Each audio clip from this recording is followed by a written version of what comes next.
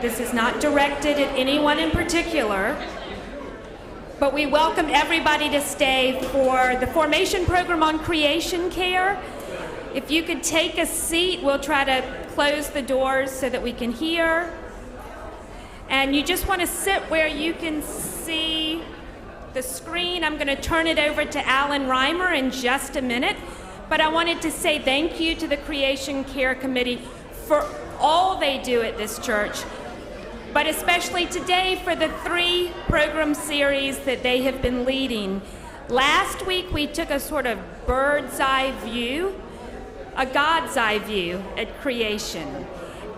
This week we're going to look a little more specifically at the things that the Chapel of the Cross is doing to reduce our footprint and care for creation.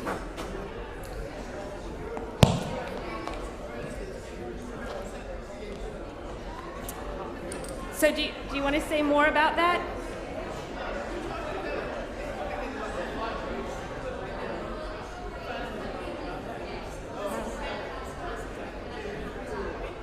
Kathy Marketis says she has brought some peonies and roses to represent creation.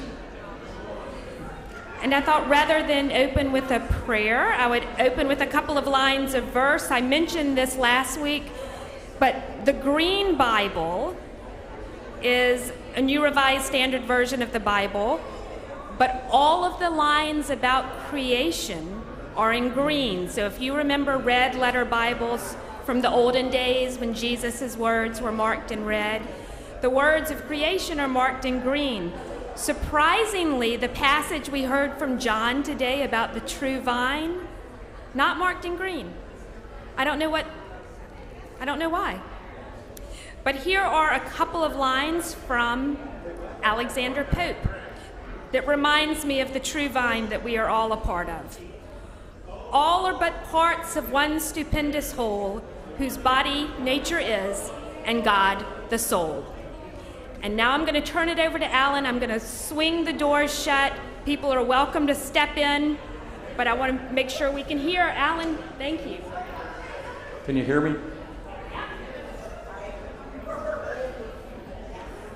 Good morning, everybody. So what we thought we'd do today is give a little bit of history of what Chapel of the Cross has done over the years to basically both protect the environment and provide basically a church that lives what it says it's going to do. And I think as you'll see as we go through that's exactly what we've done. Where we're headed today is to look at how over the time, and the time goes back to the early 2000s, that we have been proactive in this whole area of environmentalism. Talk a little bit about the current projects and composting, and then one brief interlude where we're going to talk about what's going to come up next Sunday, which is what we're doing with our exterior environment. From a practical perspective, the parish undertook the first major effort in 2004 when we did an energy audit. We used parishioners, and we used a group of volunteers that the state had that does energy audits. And we came back with a lot of different information, but what that did was give us an indication of the improvements that needed to be made to not this building, but to the other buildings, Yates and Badland in particular. And at that point, the vestry established the committee called the Next Steps Committee that basically ended up, after 10 years, seeing the construction of this parish house. It all started out in 2004, shortly after that energy audit. And then that committee hired, or was allowed to engage, the architectural firm of Hartman Cox, who was in Washington, D.C., had designed a number of LEEDs, gold and silver buildings. LEEDs is a certification for building construction related to the environment, and really a very popular program. Hartman Cox has, as a firm, have been doing work on historic properties throughout the United States. I think the other most beautiful thing that they've done was the addition to the Divinity School at Duke University. If you ever have an opportunity to go over there and see not only what they did, but the chapel and the rest, I think you'd really begin to appreciate their abilities. And then we have this building. In 2006, the Next Step Committee presented a master plan, which the vestry took under advisement.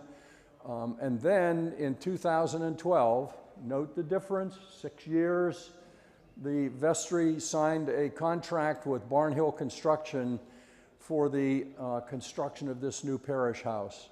And then we dedicated it in 2014, 2015. I think what's important is, if you go back to my comment about LEEDs, that the original concept was to try and get a certification for a silver LEEDs.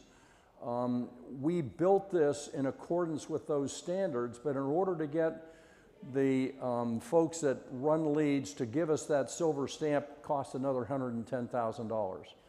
And we decided, a lot of other ways to spend money besides giving them that money to give us that certification. But we did build it to those standards.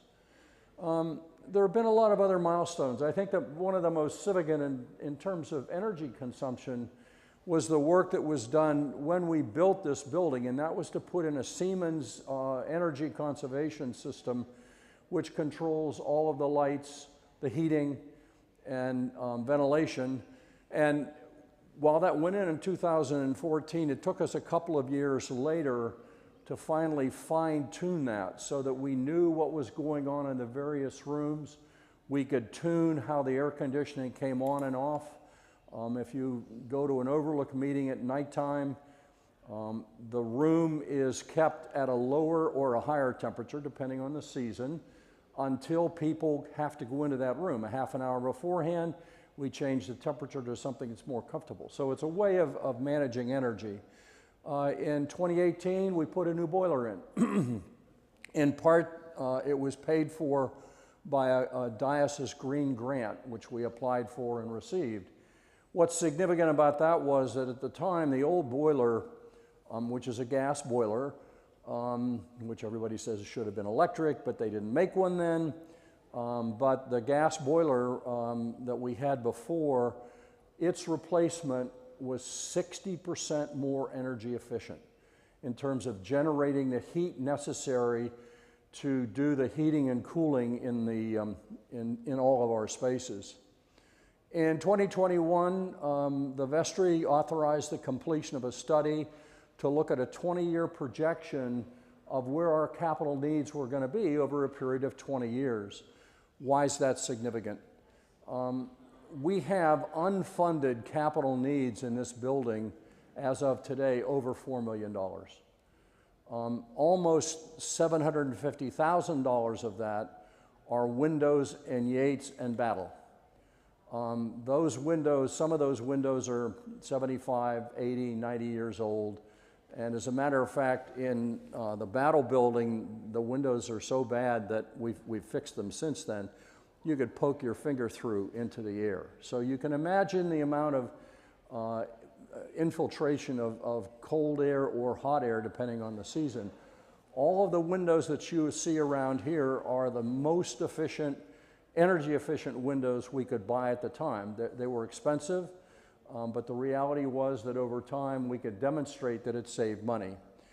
So the capital needs assessment went through in a very rigorous way and identified the lifespan of all of the different units of this building, including parts of this building, and said, okay, in 15 years, this is going to have to be replaced.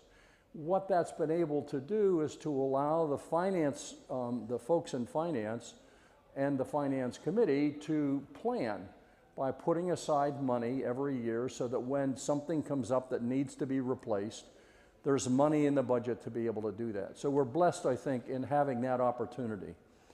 And it's made a difference, I think, in the way that we think about our facilities. I've been around in the parish since 1974.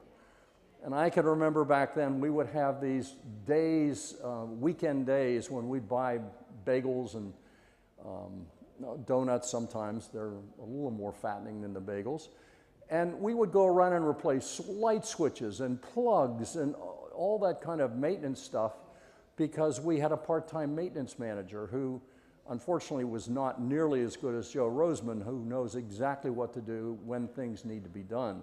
So times have changed and we've become a bigger church. And as a result of that, this capital needs assessment really focuses on where we ought to go. We tried in both 22 and 23 to apply for a Sacred Places grant, which the Lilly Foundation has been funding for several years to replace the windows in Yates and Battle. The first year we thought we had a really good chance because we hit every benchmark that they thought was important, and we came in just under the wire and didn't get a grant. The second year, they favored places other than the South, and so the money was given to mostly to Midwestern and other churches. So we've decided to hold off on that for a while and maybe apply in another year or two. We have a number of current projects underway. I'm going to speak about the nave lighting project, and Tom Henkel's going to speak about the solar project. In 2023, the vestry authorized the replacement of the lighting system in the church, meaning the nave and the chancel. We bid out the project. We had 3 different firms come back in with a solution using LED lights as opposed to the existing lights that we currently have. But what was more exciting was that in the last 10 years, there's a new technology based on Bluetooth, like your phone has and this mic has, which allows each individual light, not a bank of lights, but each individual light to be controlled separately. It's called the Kosambi system, and it's a little Bluetooth receiver that plugs into the light. Those receivers and those lights, the LED lights, will last on the order of 25 years in the church, which means we will not have to relamp every 2 or 3 years, which we've now had to do. What's more exciting, I think, is the opportunity that it presents us with this contractor that's been selected. Once installed in May, it will be operational when we get back in the church after the mess of construction is cleaned up and the organ work is completed.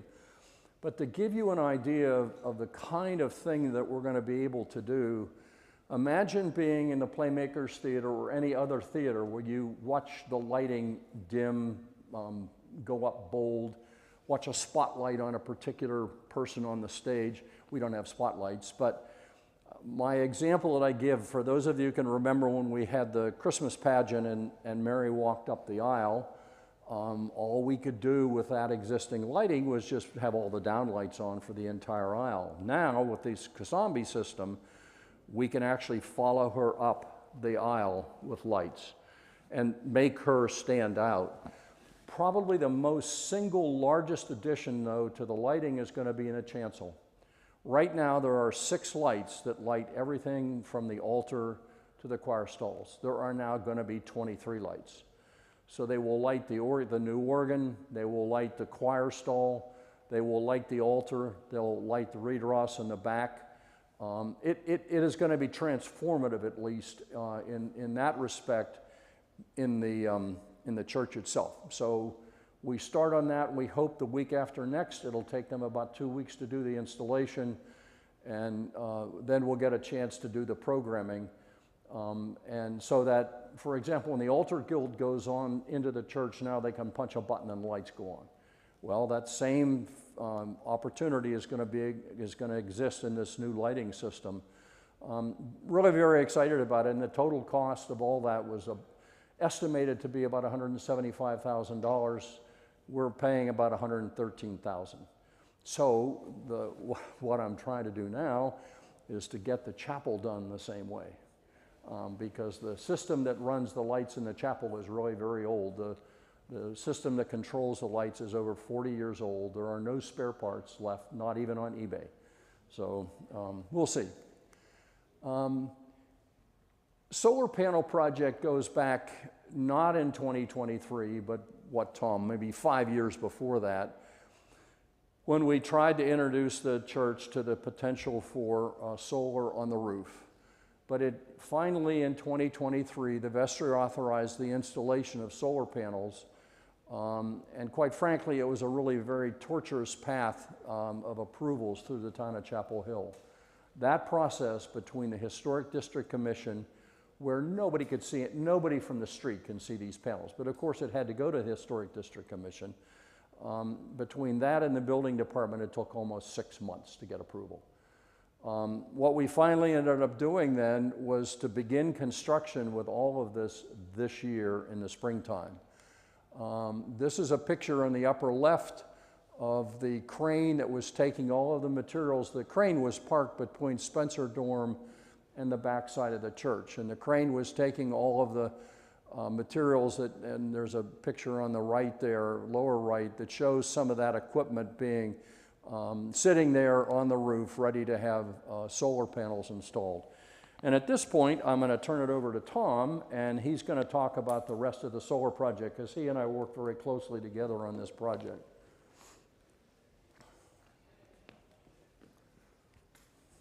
Thanks, Alan.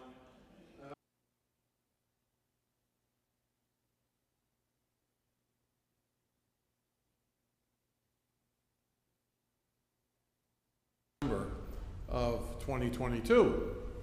And so again, I personally appreciate this. I've been doing solar work for 45 years, so this is something near and dear to my heart. What also made this possible, and I'll get this in a few minutes, is the Inflation Reduction Act, which is going to provide some direct payment.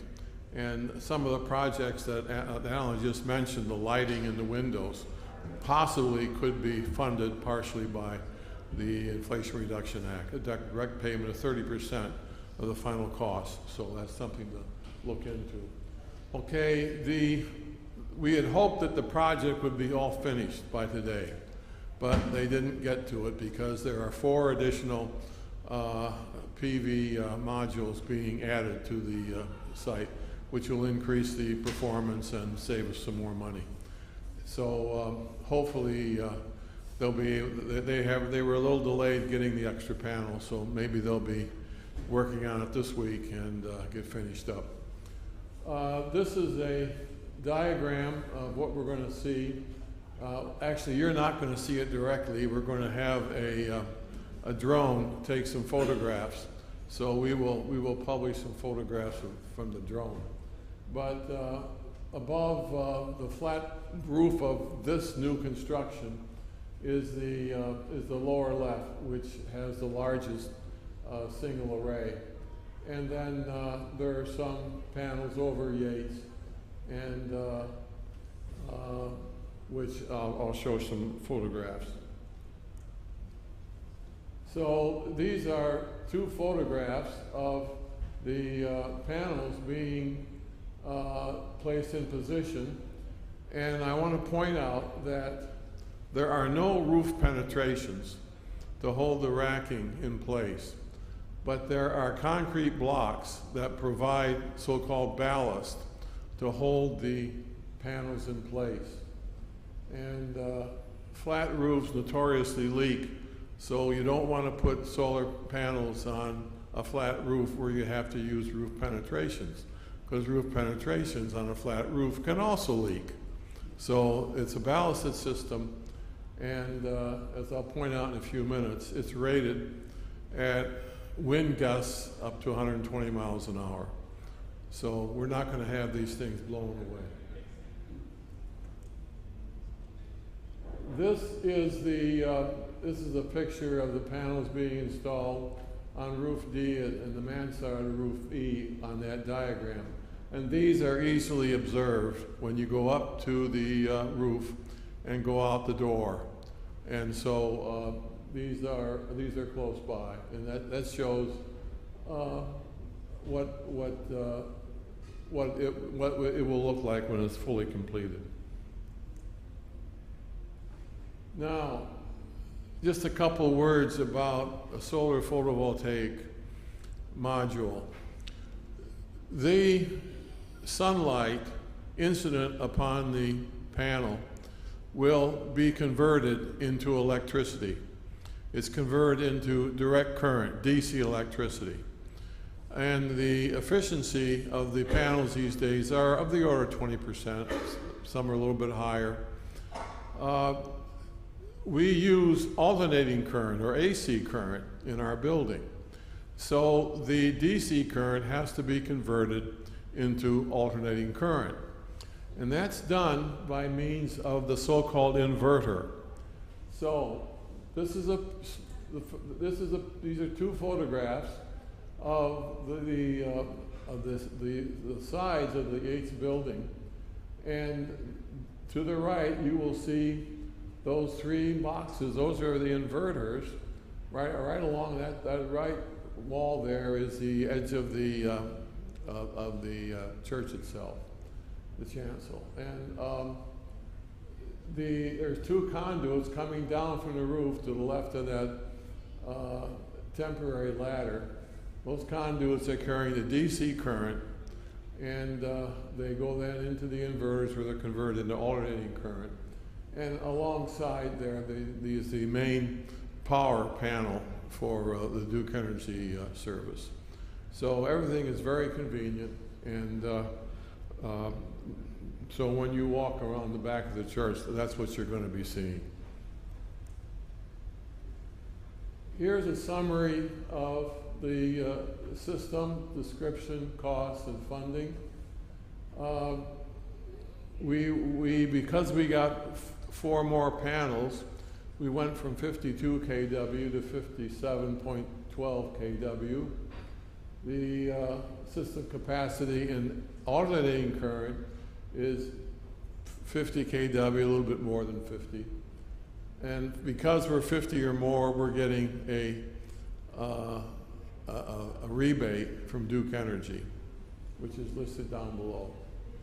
We'll have 119 so-called Q cells, PV modules. These are now manufactured in the US. The ones we're getting were manufactured in South Korea.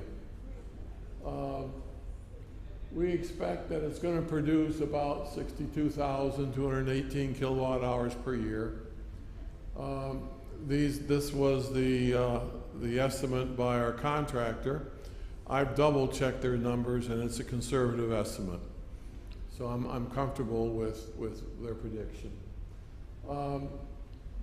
So we have an electrical rate which is based on the kilowatt hours we use, like you use at home. You pay for your electricity based on kilowatt hours, and it's anywhere from 8 to 10 cents a kilowatt hour.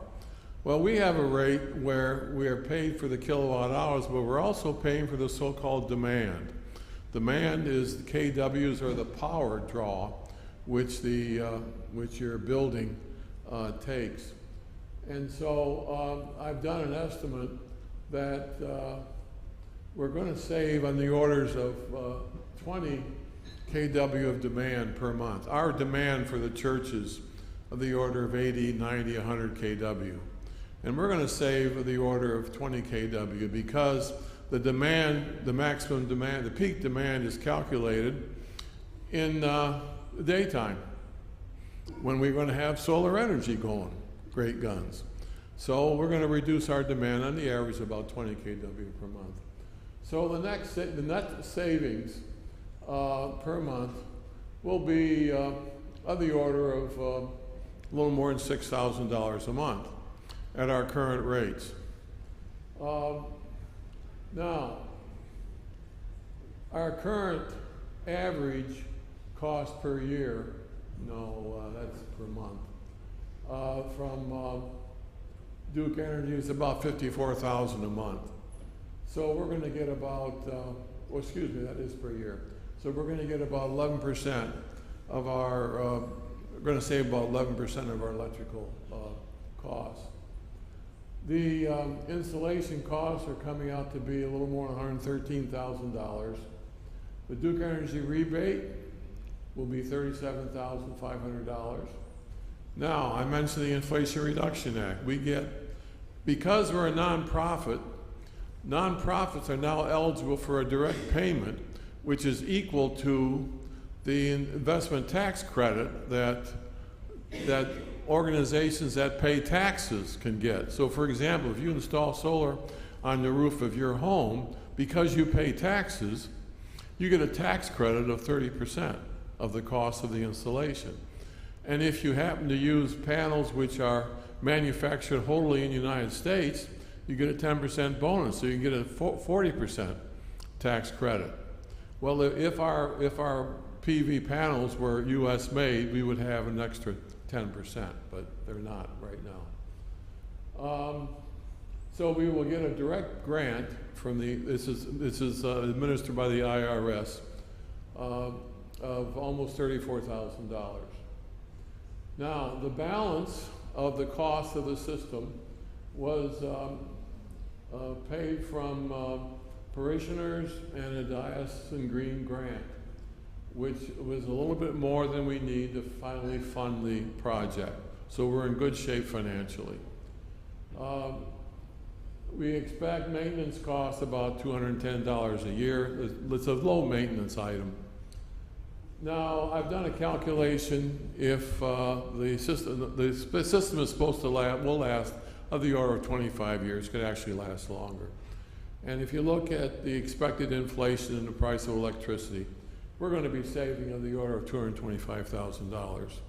So this is saving the church some money, honey.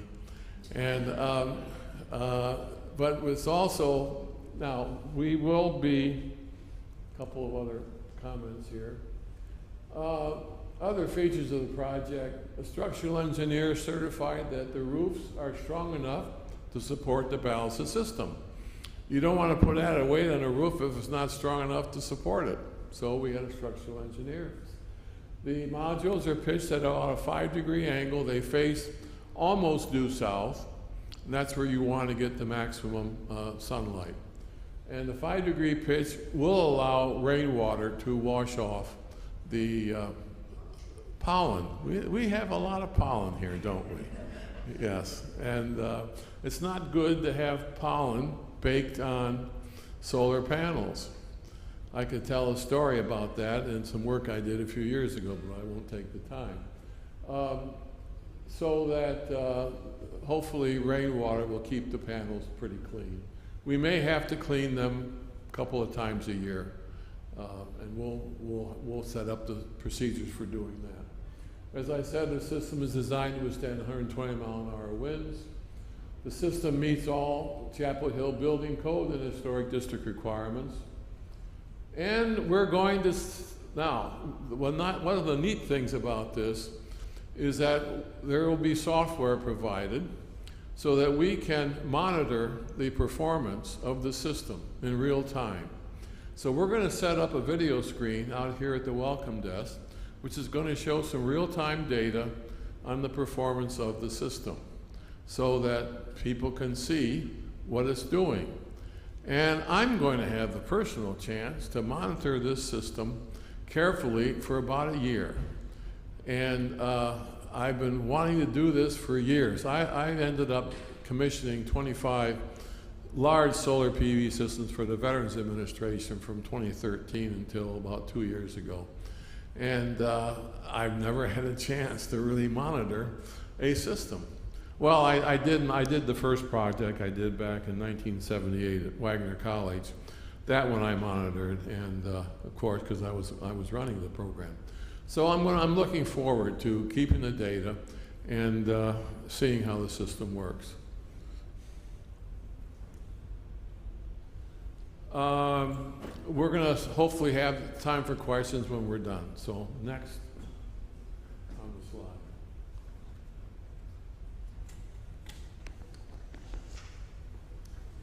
Thanks, Tom. I want to say one other thing about the demand. When we put the Siemens system in, we were able to, and it's taken us several years to do this, to reduce the demand that we pay to Duke. And we do that by being sure that the bigger motors that control the air in the building don't come on simultaneously. So we've had not only that impact with the Siemens system, but now with the solar, we have a reduction yet again in that demand cost. Some of you may remember that on April the 13th, which was 2 Saturdays ago, we did an electronics recycling with the Cramden Institute. That was really successful. They were really excited about what we did. Thank you, Anita and Margot and others who helped. I was up looking at the new organ and didn't have a chance to help out, but the number that I found astounding was the number of laptops that were turned in. So we had all these laptops and desktops and I used to volunteer at Cramden to help rebuild some of these systems and be sure that they work, and then a lot of them were sent to South America or Africa for students. So it's a very, very worthwhile type of an effort, and it turns out that it was really successful. I got a letter not only from the fellow that we work with, but from the president of Camp Cramden thanking us for that. So it was a great thing for the parish to do. We'll do it again in 2 years. They recommend that every 2 years we do it. We made notices to 27 different churches to help bring out folks that would potentially bring things to us. I wish we had taken the time or had thought about it, of getting an inventory of where people heard about what's going on, because I also put it on the Southern Village listserv. Anyway, very successful. This is another successful program that Anita is going to talk to us about. You can go ahead. You can show them one slide. Thank you, Alan. Okay, I give you. And you can connect to a microphone. I'm sorry. We just want people at home to be able to hear. Here are the grand totals for the composting program here at the Chapel of the Cross since inception. So that's about 4¼ years. 82,000 pounds. 41 tons.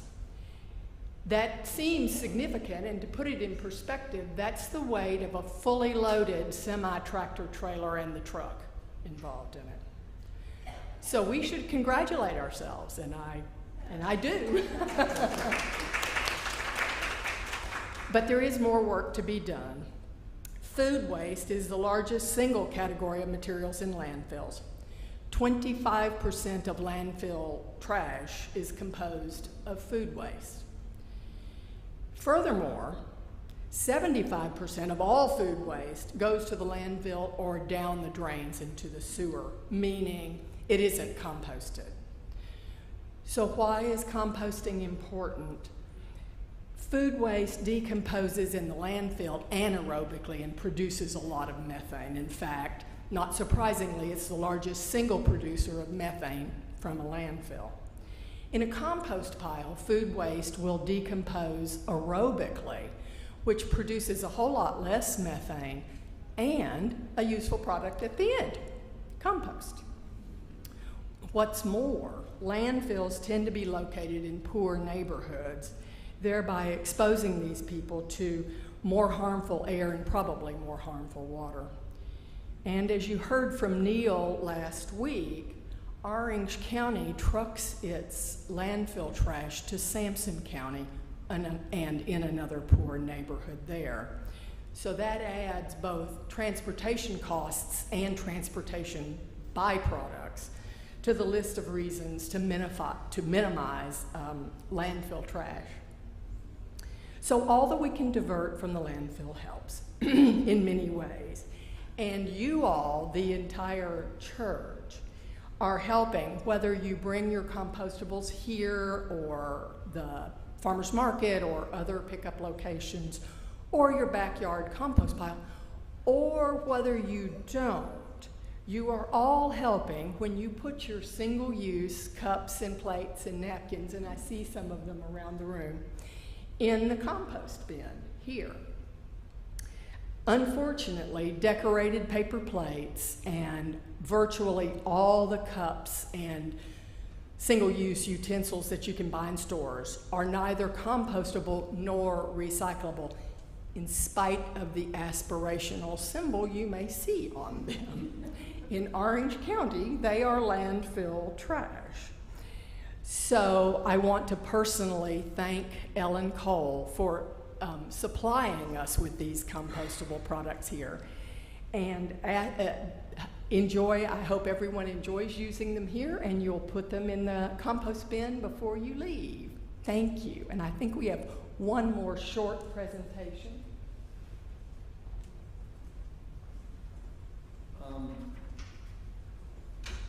The other, and I don't see Margot here, the other discussion isn't really a discussion. It is simply an indication of where we're going to be headed next Sunday. There'll be a number of presentations on sustainable gardening, sustainable planting, and the like. And these plants that you see here, which have been totally mowed down as a result of the construction, these plants are all pollinator plants. So the bees and the other things that love pollen are out with all of these plants. But when we're done with the construction, Margot will be back to help with our garden. We have a contractor that does our gardening, and she's very understanding of the issues that are involved. And then Anne Lawrence and her daughter Claire made a presentation to the Buildings and Grounds Committee on Thursday night. Claire, I think, is a junior in high school. She's going for an award. I was unaware of this award, but there's an award in Girl Scouts, and I'm sorry I've forgotten the name of it, but it's equivalent to an Eagle Scout in the boys' parlance. She's proposed to do plantings on the other side of the church, which we don't see, between us and Spencer Dorm, that she will be doing as part of her project, which will be both sustainable, pollinator, and 2 or 3 other things that she promised. And she will be engaging both the Farm Bureau and others to help with the plants, and then she and a bunch of other Girl Scouts will be doing the plants, and then it's her responsibility for a year to maintain them. So it's pretty exciting, and it was really exciting to hear about this opportunity, because if you've been over on the other side of the church, and that's not a place that everybody goes to for a walk on a Sunday morning, it's pretty dreary. We were finally able to put a swale in to control some of the runoff so that we didn't have dirt going everywhere, but I think this addition is going to be important. So next week, come back, and there'll be a really exciting program that's involved in all of this. So with all of that, are there any questions? Sankey. Seems about 2 years ago, I told somebody... Wait, Sankey, were you talking to a microphone just so people watching the live stream can hear you? Because otherwise they can't. About 2 years ago, I told somebody I'm in for 10. And that's when we were $40,000 short on our project for solar panels. Now, I said I was in for 10 on the 40,000 and any cost overrun. Was there any cost overrun that I should be looking for 10% about, Tom? No. So I can change looking for my stuff to maybe the gardening, right? Exactly. Make sure they contact me when I show up next Sunday and say what they need, the Girl Scouts need to really make it a great garden, okay? Wonderful. But I'll forget that I said this because that's the way I am. But I'm sure somebody will remind me. You bet. It's on the live stream now. That's contractually binding. Right.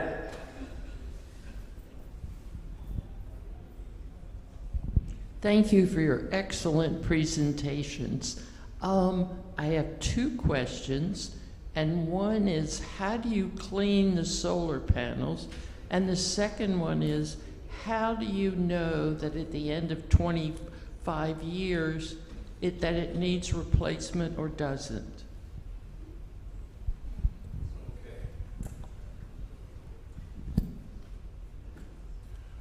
So how do we clean them? We will have access to water up on the roof. And so if we have to clean them, if the rain doesn't do enough of it, we'll squirt them off, and it's possible to rub them with a special tool, mop. I've got a son that lives in Melville, Long Island, and he installed his own solar PV system a few months ago, and he's been up there a couple of times cleaning them off, and they're not that difficult. We don't know how long these are going to last. Now, on average, PV panels degrade about 0.5% per year. Okay, 0.5% per year. So that means in 20 years, 20 times 0.5%, okay, is 10%. well, 10%. So the degradation might be 10% in 20 years. And that's, you can hardly notice that. So, but again, they should last 25 years. That's what the expectation is today. They don't really know for sure.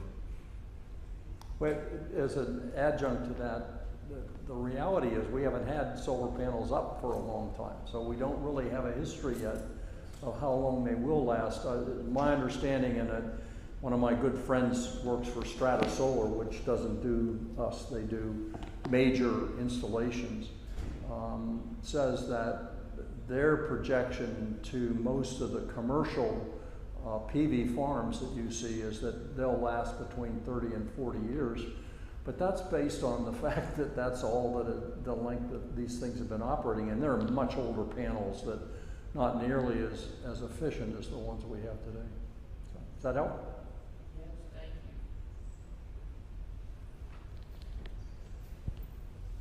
you. This is an off the edge, I guess, connection between two things that shouldn't be maybe connected. But in looking at the organ and looking at the energy demand, what's the adjustment from what we've had to what the organ is going to do? Excellent question, and I asked that when we were in Quebec 2 weekends ago, and we don't have an answer yet. We will. My sense is that because all of the, instead of being mechanically run, which I call it the clunker, the kluker is, now everything is done electronically. The fan box itself that I observed was no bigger than me in terms of length and height.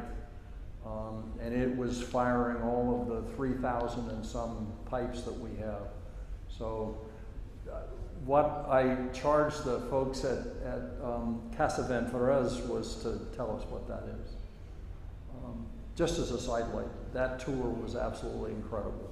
Our organ is going to be absolutely incredible. It's a beautiful instrument. What was watering my mouth were the shops. I do a lot of woodworking, and I looked at this huge woodwork, maybe 5 times the size of this room, with some of the best looking equipment I've ever seen in my life. Anyway, so.